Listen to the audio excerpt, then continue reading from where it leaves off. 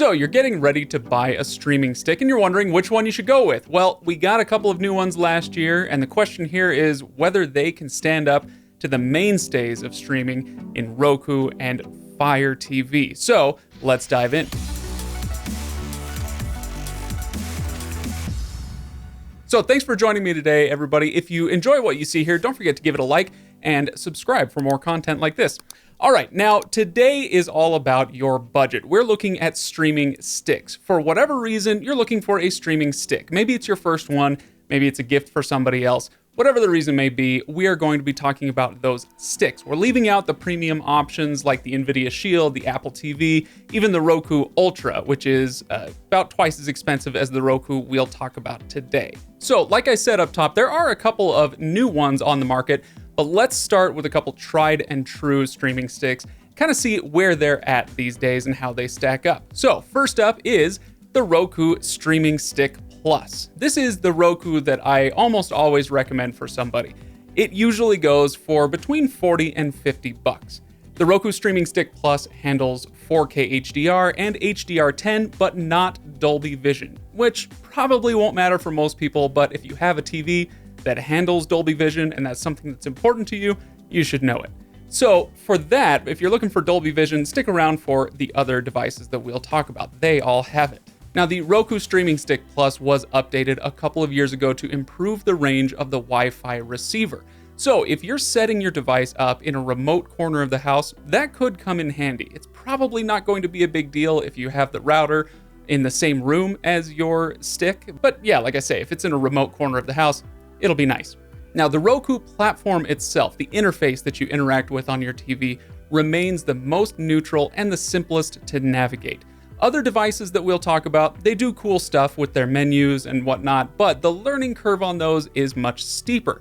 With the Roku, you log in and there are your apps right there. You don't have to skip through a bunch of ads.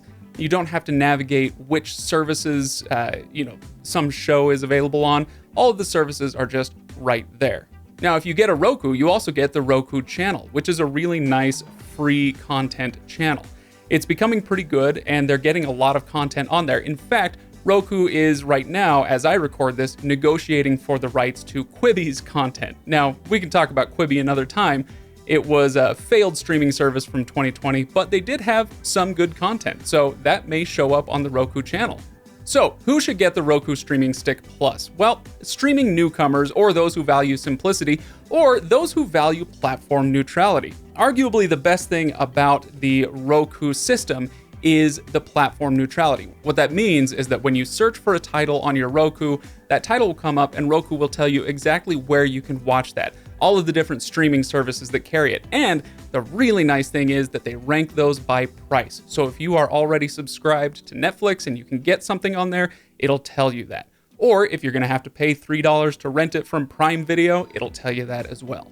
Now let's talk about Amazon's Fire TV Stick 4K. The Fire TV Stick 4K retails for a little less than 50 bucks. This thing does do 4K and HDR10 plus and Dolby Vision and all of that stuff. So it does have Dolby Vision, unlike the Roku Streaming Stick Plus. It also, because it's an Amazon product, integrates with Alexa, which can be really nice if you have a lot of Alexa stuff throughout your home. Now, the Fire TV interface, what you interact with on the screen, is not as good or as intuitive as what you get with Roku, but it still is fairly easy to navigate. Somebody who's new to streaming is going to figure it out just fine. But you will have to navigate through more ads than you would on Roku, and it's always going to point you toward Amazon content. So if there is something that you're going to need to rent or buy, it's always going to be pushing that from the Amazon store. Now, one of the things about the Fire TV Stick 4K that makes it really popular with power users, with advanced users, is its ability to sideload apps. Normally, you would need to go to the App Store, see if what you want is available in that App Store, and if it's not, you're out of luck. Like on the Roku device, that's the case. But on the Fire Stick, you can actually get third-party apps that will allow you to load software on there that you wouldn't normally be able to get. It's a little bit risky, and it is for advanced users, but it is pretty cool, some of the stuff that you can do with that. We'll deal with that in another video, though. So, who should get the Fire Stick 4K? Well, like I said, advanced users are going to find it very attractive. The biggest drawback to it is like I said earlier, if you're not all in on the Amazon ecosystem, it pushes Amazon content on you constantly. So if you are all in on Amazon, then it is pretty great. And you can actually integrate it really well with your Echo devices and make them do some pretty cool stuff for you. But otherwise, if you're not all in on Amazon's ecosystem, or if you're a beginning user, then I often point people toward Roku instead. Now let's talk about the TiVo Stream 4K. This one came out last year. It debuted at $50, and TiVo said they were gonna send that price up to $70, so you better buy it quick. Well, instead now the price is down to just under $40. So much for that. But I actually really like this one. The TiVo Stream 4K, like the Fire Stick, it does handle 4K and Dolby Vision and HDR 10 Plus and all that stuff, all the visual bells and whistles that you're looking for. Now, this one, the TiVo Stream 4K, operates on a customized Android TV platform. What that means is that you get the Android TV platform you're used to if you've ever used another one of these devices, but they also have a customized platform. You can click on the TiVo button on the remote, and that takes you to their TiVo system. And the nice thing about this, the thing that they integrated that a lot of people had been asking for a long time, was a my list or my watch list where you could pull in content from a lot of different platforms. So unlike with Roku or your Fire TV, you don't have to go to each individual app to look up what your playlist is. You can pull all of those into a centralized playlist where they're all available to view. Most of the streaming services are available on that. Some are left off. Now, because it's built on Android TV, it does integrate with Google Assistant. But the problem here on this device is that the voice search doesn't bring up the results as well as typing your search in. So what happens is if you type a search, it will tell you, much like I was talking about with the Roku, it'll tell you which services each program is available on.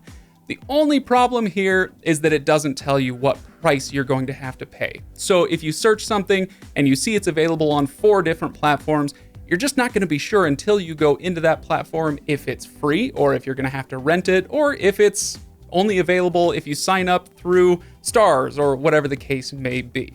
So it is nice that they have that, but they could go a little further. Now, the TiVo Stream 4K does a lot of the same stuff as the new Google Chromecast, which I'm about to talk about.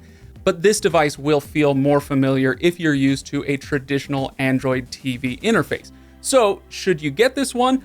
I actually really like this device. And what I say is, if you're used to Android TV, maybe on a more expensive device like the NVIDIA Shield, and you need to replace that device for some reason, or you want somebody else to have the joy of Android TV without having to buy a $200 streamer, then yeah, this one is a good option. But most of the time, I would skip this one and go to the new Chromecast. So let's talk about the new Chromecast. The new Chromecast, or the Chromecast with Google TV, debuted in 2020. It retails for $50. This is actually my favorite new streaming device, but that doesn't mean it's without its faults. But let's start with the positive stuff. It handles 4K, HDR, Dolby Vision, the works, just like everything else except for that Roku Streaming Stick Plus that I mentioned earlier. Now, it has an excellent recommendation algorithm. This is one of the best things about it. So it pulls in information from your Netflix, your Hulu, your HBO Max, whatever queue you've got, or whatever you use to watch stuff. It's going to pull that into its recommendation algorithm so you can find stuff to watch really easily with the new Chromecast. It actually has a whiff of Roku in its ways to watch. So when you click on a program, it'll show you that there are 3 ways to watch or 4 ways to watch. And if you click on that, it will tell you which services it's available on, and it will tell you what the price is, or if you need to subscribe, or whatever the case may be.